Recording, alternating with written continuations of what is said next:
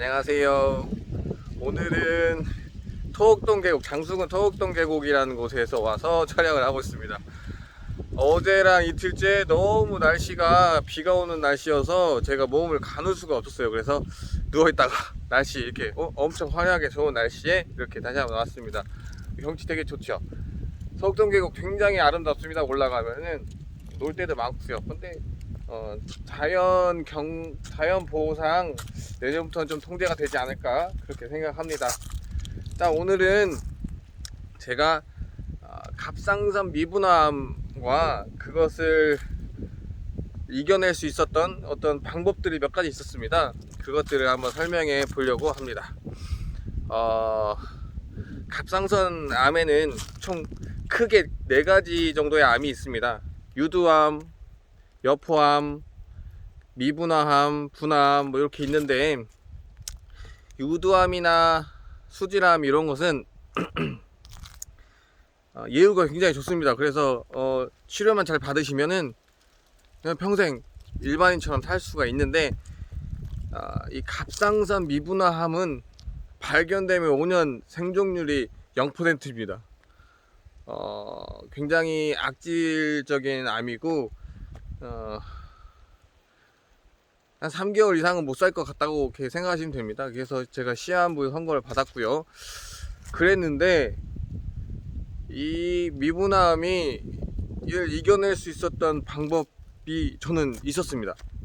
물론 초창기에는 그 갑상선 미분암이 너무 빠르게 막 제 몸을 타고 올라오기 때문에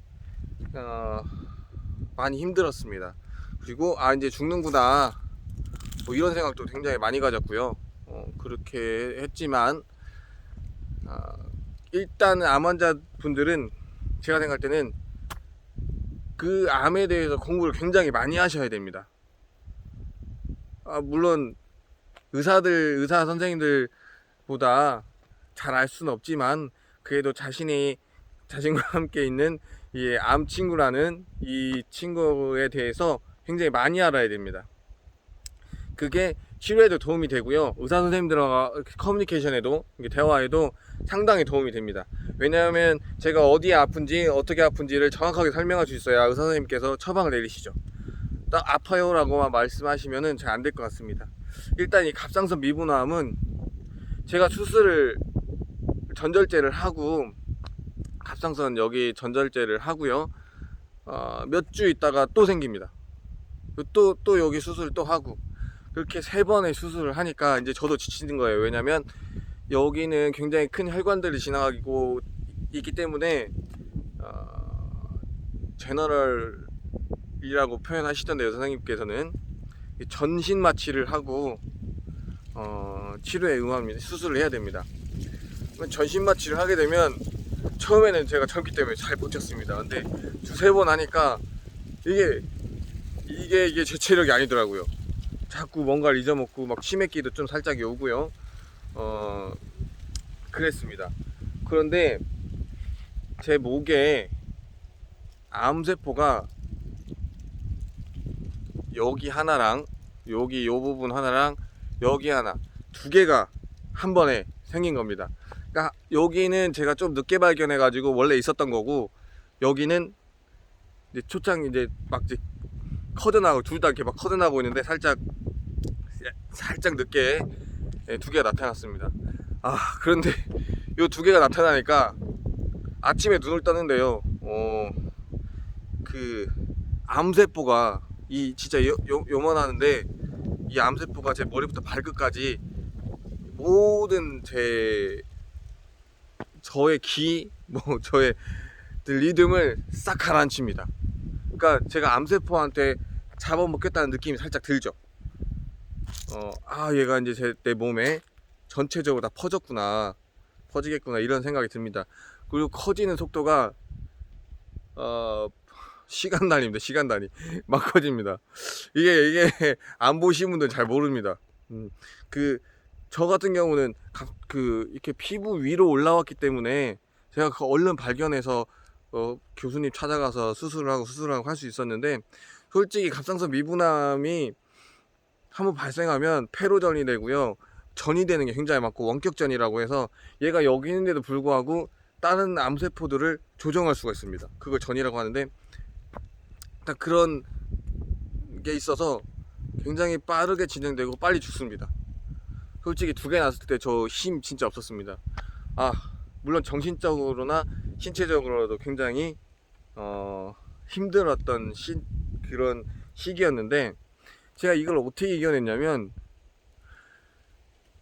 그 전날 제 후배가 펜벤다졸이라는 약물을 알려줍니다. 솔직히 그때 당시에는 펜벤다졸 제 후배가 그렇게 말을 했지만 저는 거기에 대한 상식이 없었기 때문에 무시를 하고 있었습니다. 그런데 이 2개가 생기고 하나가 너무 막 커져나갔기 때문에 뭐라도 좀 잡아야 됐습니다. 왜냐면 일단 제가 2개 나기 전에 수술을 2번 했었는데, 그때 항암 치료도 거부당했고요. 항암 치료가 듣지 않는다고, 효과가 없다고 안 해주셨습니다. 물론 1년 전입니다. 또 하나는 방사선 치료입니다. 방사선 치료. 이 방사선 치료 같은 경우는 효과가 없지만 제가 원하면 해주신다고 했습니다. 왜냐하면 갑상선 미분암에는 지금까지 치료제가 없다고 합니다. 그래서 저는 할 수 있는 살려면 어쩔 수 없이 선택을 해야 됐기 때문에 효과가 없더라도 그 방사선 치료를 하기로 했습니다. 근데 방사선 치료가 상당한 까다로움이 좀 있습니다. 그래서 기간이 좀 지나고 막 방사선 치료를 하려고 기다리고 있었는데, 또 암이 더 커져서 수술을 하고 또 기다렸다가 방사선 치료하고, 그렇게 해서 방사선 치료를 총 24번인가 뵙기 못했습니다. 왜냐면 제가 사실 10년 전에 갑상선암 말고 백혈병, 림프 암흑성 백혈병으로 투병을 했었습니다. 그때 방사선 치료를 너무 많이 해서 일반인보다는 지금 상태에서 많이 할 수가 없었습니다. 아무튼 그 백혈병 얘기는 다음에 한번 제가 소개해 보려고 합니다. 어떻게 살았는지 제가 10년간이나. 일단 이 갑상선 미분암에서 정말 좋았던 건, 그 방사선 치료에서 좋았던 거는 그 자리는 안 났습니다. 방사선을 쪼였던 여기만 이렇게 쪼였거든요. 여기만 쪼였는데 거기는 다행히도 미분암이 발생하지 않았습니다. 그렇지만 거기만 발생하는 게 아니고 요 방사선 치료 끝난 요 밑부분에 또 암세포가 치료 끝나고 한 달도 안 돼서 또 올라왔습니다. 자, 여기는 그렇게 큰 혈관이 없기 때문에 그 위험하지 않기 때문에 일반인 선생님들이 그냥 째가지고 그 암덩어리만 떼어냅니다. 그거를 2번인가 했습니다. 그렇게 했는데 제가 아까 후배가 알려줬던 그 펜벤다졸, 일단 이 펜벤다졸을 제가 그 당시에는 구할 수가 없었습니다. 왜냐면 조 디펜슨 씨인가? 그분이 먹고 암세포가 싹 사라지고 그게 우리 국내에 소개가 되고요. 가수 김철민 씨께서 그걸 또 국내에 또 소개해 주시고 투여를 하고 계셨고, 일반적으로 많은 사람들이 그때 이 펜벤다졸이라는 것에 많은 임상 실험을 해서 유튜브로 많이 올리신 걸 제가 봤습니다. 그러니까 막 전날에 후배한테 제가 들었지만 그 커져가는 데서 희망을 잃었고, 뭔가 하나를 잡아야 되는데 그게 뭘까 하다가 유튜브에서 이 펜벤다졸이라는 단어를 봅니다. 그래서 그 자리에서 그냥 누워있는 그 자리에서 4-5시간을 영상을 다 찾아봤습니다. 펜벤다졸이라는 단어가 쓰여있는 모든 영상을 다 찾아봤는데, 일단 많은 분들이 해주셨고, 또 하나는 의사 선생님들이 께서 약사분들하고 그때 당시 영상에 굉장히 잘 나와 있었습니다. 저 사실 아무거나 안 먹습니다. 암이 걸렸다고 해도 아무거나 안 먹지만 그 의사 선생님께서 그 펜벤다졸에 대한 원리를 알려주는 겁니다. 원리를. 근데 공통적인 부분은 거기서 제가 찾았던 이걸 저도 해봐야겠다는 마음 먹었던 건, 모든 사람들의 공통적인 부분은 의사 선생님들 유튜브에 올려주신 분들 공통점은 이 암세포가 커가는 원리, 그리고 펜벤다졸이 거기에 적용하는 원리를 그러니까 다 똑같더라고요. 일단 제가 찾아낸 건 뭐냐면, 이 암세포가 전이가 되려고 하면 그 조직에 가서 그 조직의 에너지, 영양분을 먹고 또 그걸 파괴하고 거기서 또 다른 조직에 또 침투해서 또 크고 그리고 그럴 때마다 어떤 커다란 에너지원이 필요하기 때문에 그 에너지원을 흡수하기 위해서는 그 조직에 침투한다고 이렇게 했고, 그렇다면 이 펜벤다졸은 여기서 어떤 영향을 끼치냐면, 그 조직을 침투할 때 영양분을 이제 먹어야 되는데, 저는 이제 우리 어머님이나 다른 분들에게 설명하기를, 암세포가 그 조직에 빨대를 꽂아가지고 이렇게 빨아먹는다, 에너지를 빨아먹는다. 그런데 펜벤다졸이라는 것은 그 빨대를 끊어버리는 거다 라고 설명을 드렸습니다. 이건 제 나름대로 그 유튜브에 올라온 이론들을 제 나름대로 재해석한 겁니다. 그래서 전문가가 아니기 때문에 일단 이 정도로 이해해 주시고요. 이제 그렇게 했는데, 이 펜벤다졸이 그 당시 너무 유명해서 암 환자들께서 다 사재기를 한 겁니다. 그래서 저는 펜벤다졸을 구할 수가 없었습니다. 자, 그런데 펜벤다졸을 구할 수가 없었지만 알벤다졸은 구할 수가 있었습니다. 그래서 그 당시 바로 일어나서 제 수단과 방법을 가리지 않고 진짜 알벤다졸을 구했습니다. 근데 조티 펜슨 씨가 그때 소개했고 김천미 씨가 그 분이 설명을 했듯이 그 펜벤다졸만 먹는 게 아니었습니다. 펜벤다졸을 먹으면 거기에 비타민 E도 있어야 되고, 또 지용성이기 때문에 기름도 먹어줘야 되고요. 또 뭐 하여튼 5가지를 함께 먹었다고 합니다. 그래서 저도 그렇게 했습니다. 처음에는 제가 어느 정도까지 했냐면, 기름이 없기 때문에 지용성, 그 펜벤다졸이 지용성이에요, 알벤다졸이랑. 그래서 기름과 함께 먹는 게 가장 좋다고 합니다. 그래서 기름하고 비타민 E하고 이 알벤다졸이랑 이렇게 3가지를 먹었습니다. 왜냐면 나머지는 직구 해외에서 이렇게 물품이 들어와야 하기 때문에 그 당시 먹을 수가 없었고요. 제가 빨리 구할 수 있었던 건 들기름, 알벤다졸, 그 다음에 비타민 E였습니다. 제가 어느 정도로 그때 살려고 그렇게 먹었냐면, 혹시 들기름 종이컵에 반컵 드셔보셨습니까?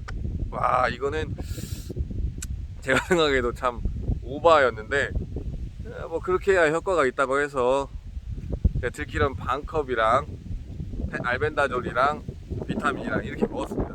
자, 먹고 난 뒤에 어떤 효과가 나타나냐면, 일단 제가 이 2개가 있다고 말씀드렸는데, 밑에 여기 있는 거는 오히려 더 커졌습니다. 오히려 더 커졌습니다. 이거는 원래 커지고 있었는데, 그 알벤다졸을 먹어서 커졌는지 뭘 먹어서 커졌는지 모르겠지만 여기 있는 건 커졌습니다. 하지만 요 위에 여기 있는 건 줄어드는 게 보였습니다. 보였다고 표현하기보다는 일단 제 몸이 편해졌고요. 크기가 줄어든다고 느낄 수가 있었습니다. 이렇게 만져보면 크기가 줄어들면 알 수 있었습니다. 그러니까 효과는 어느 정도 있었죠. 하지만 이게 완전히 암세포를 죽이진 못합니다. 항암 치료에 약간의 도움은 받을 수 있지만 이게 항암제는 아닙니다.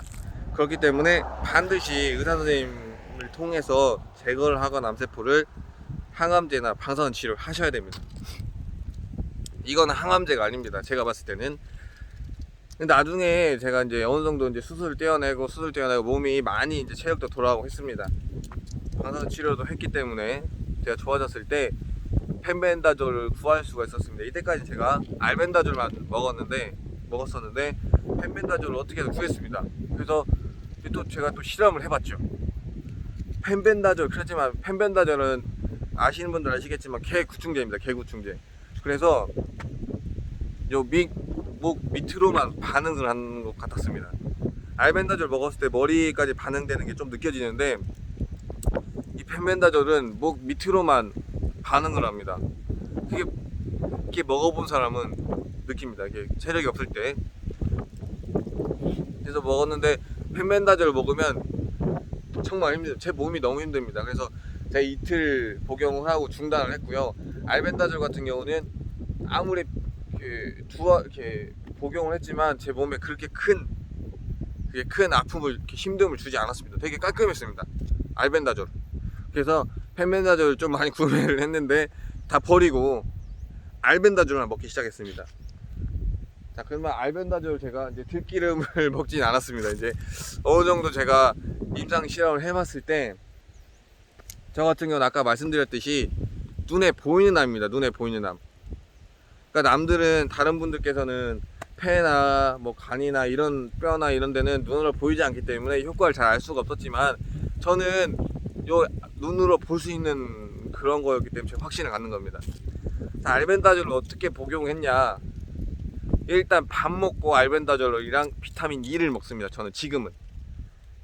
그러니까 기름 대신 밥을 선택했고요. 그 다음에 알벤다졸이랑 비타민 E를 같이 먹습니다. 이것도 같이 다 지용성이기 때문에 같이 먹어줬는데, 일단 알벤다졸은 제 암 같은 경우 굉장히 크는 속도가 빠르기 때문에 하나를 먹었을 때는 효과를 보지 못했습니다. 하지만 두 알을 먹었을 때는 한 번에 먹는 겁니다. 한 번에 두 알을 먹었는데 그때는 효과를 봅니다. 다음날 일어나면 몸이 편해지기 때문에. 그렇기 때문에 두 알을 먹었고요. 두 알 먹었고 비타민이랑 같이 밥을 먹었지만, 어느 순간 얘가 너무 힘이 세지면, 암세포가 너무 힘이 세지면 그 폐에 이제 암세포가 전이가 돼가지고 폐가 숨을 쉬기가 힘들 때가 있습니다. 그때는 두 알 더 먹었습니다. 그래서 제가 가장 많이 먹었던 알의 개수는 알벤다졸 6알입니다. 6알. 근데 6알 먹으면 너무 힘듭니다. 진짜 4알까지는 버틸 수가 있는데 6알 먹으면 너무 힘들고요. 그래서 항상 저는 하루에 2알씩 먹어줬습니다. 물론 현재는 제가 항암 치료를 하고 있기 때문에 먹고 있진 않습니다. 지금은 먹고 있진 않지만 항암 치료가 끝나면 다시 저는 먹을 예정이고요. 그게 분명히 항암 치료에는 도움이 되지만 완벽히 암을 제거하지 못합니다. 이거는 확실합니다. 왜냐면 제가 알벤다졸 먹어서 효과는 보긴 했지만 암을 완전히 제거하지 못했습니다. 그렇기 때문에 이 알벤다졸로 어느 정도 시간을 버시고요, 반드시 의사 선생님께서 추천해 주시는 항암 치료나 방사선 치료, 수술 요법을 통해서 암을 제거해야 됩니다. 이게 제가 지금 1년간 살아온 어쩜 노하우, 그런 거였습니다. 그런 겁니다. 오늘 조금 길었습니다.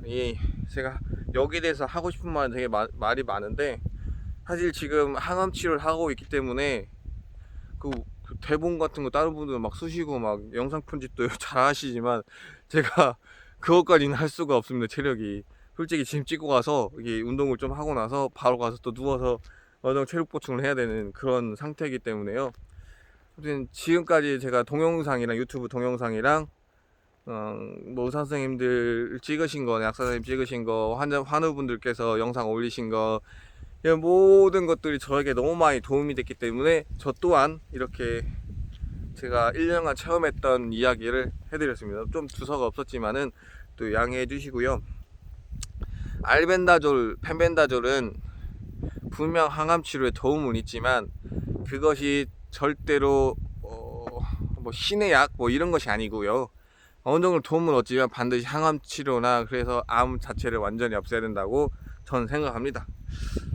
오늘도 편안하시면 되고요. 그래도 이겨낼 수 있다는 희망이